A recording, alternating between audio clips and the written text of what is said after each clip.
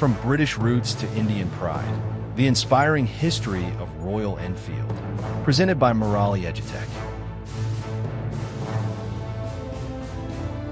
Whenever you hear the sound of thunder on the streets, you can be sure that a Royal Enfield is close by.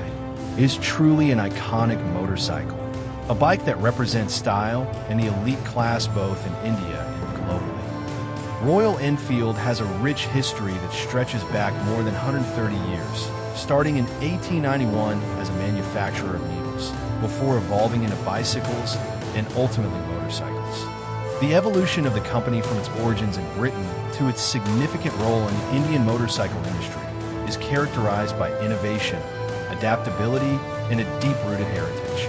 The history of Royal Enfield traced back to 1891, when Albert Eddy and Robert Smith founded a needle manufacturing business known as Eddy Manufacturing in England.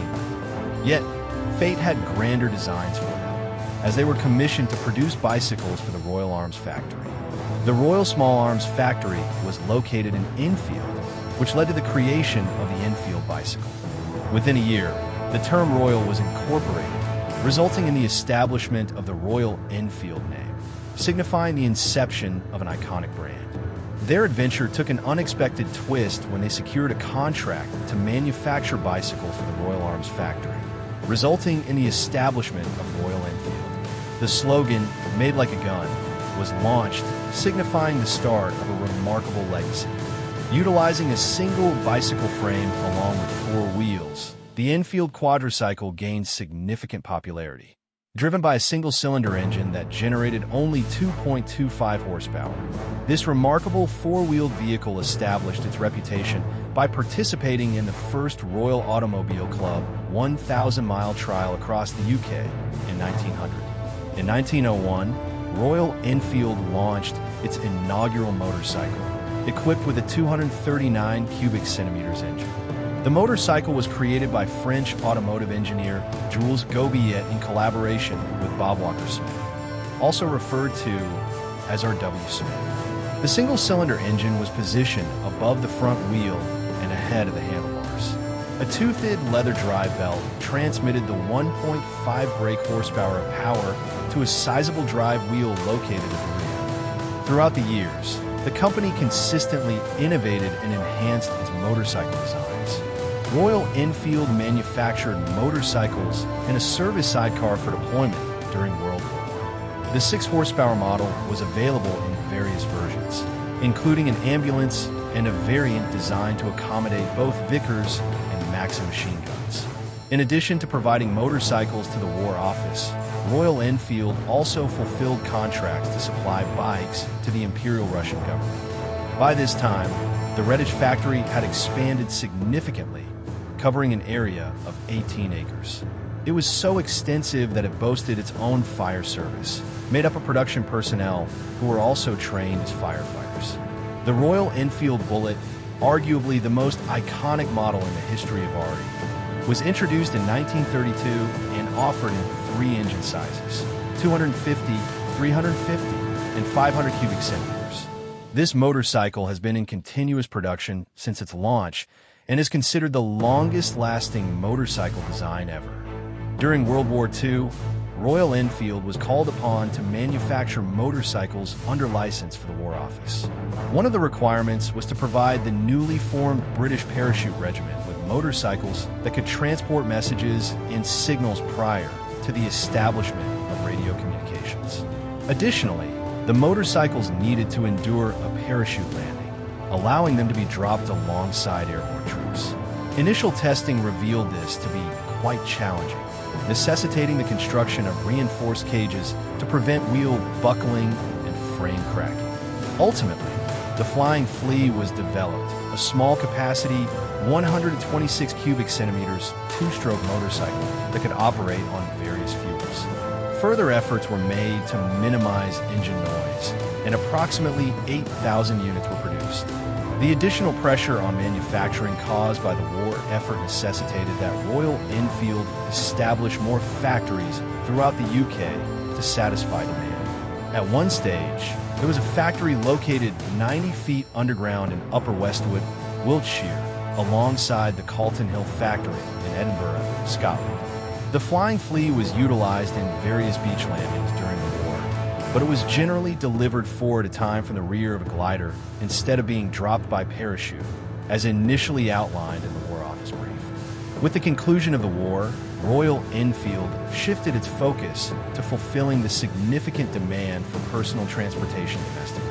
The surplus stock of Flying Fleas was refurbished and adapted for civilian purposes, while tens of thousands were produced in Greenwich. Referred to as the Model RE, it subsequently incorporated telescopic forks and a larger engine as it progressed into the Ensign and Prince models. In the meantime, the Bullet was equipped with swinging rear arm suspension and was manufactured in large quantities in both 350 and 500 cubic centimeters variants. It became the first production motorcycle from any manufacturer to feature this distinctive suspension, and within a few years, all other manufacturers around the globe had adopted similar designs. Nevertheless, demand fell after the war, and by 1949, the company was in serious trouble. In that same year, K.R. Sundaram from Madras Motors had to step in to save the company as a final option. In 1955, a formal partnership was established between Madras Motors and Royal Enfield, leading to the creation of Enfield India. Tooling from the UK factory was transported to India, along with thousands of completely knocked-down Bullets and Ensigns shipped from Greenwich to Madras. By the early 1960s, Enfield India had begun to produce all of its products internally. In the UK, Royal Enfield aimed high. The Meteor, Super Meteor, Constellation, Interceptor, and Bullet models all appeared and sounded extraordinary. Yet it was the Continental GT that overshadowed all others upon its release in 1964. The late 1960s represented a challenging period for British motorcycle manufacturers. To summarize, Honda and the major Japanese companies made their entrance into the market. Cars became more affordable, and motorcycles were suddenly more economical, dependable, and faster than ever before. The great British motorcycle industry found it difficult to adapt, including Royal Enfield. By 1970, all production of Royal Enfields in the UK had come to an end. Fortunately, business was thriving in India, and in an unexpected turn of events, Enfield India started exporting the 350 Bullet back to the UK for sale in 1977. Yet, fate had different intentions, and in 1994, the Eicher Group, under the leadership of Vikram Lal, took over Enfield India, a company struggling with significant losses. Currently, Royal Enfield has the ability to manufacture hundreds of thousands of motorcycles annually in Chennai. Additionally, there is a new research and development facility in the UK, located just 50 miles from the former Redditch factory.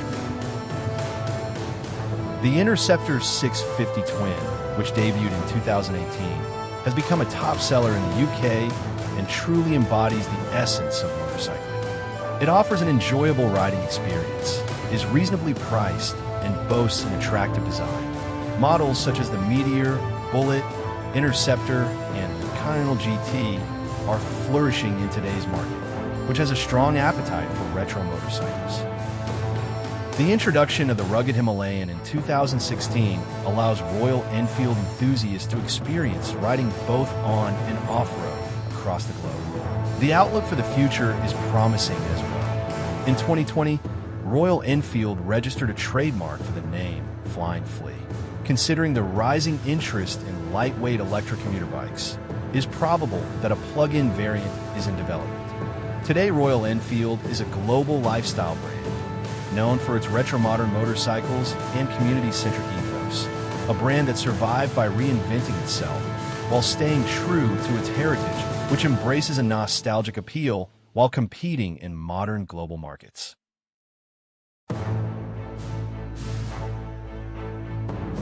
Thanks for watching. Please share and subscribe to our channel.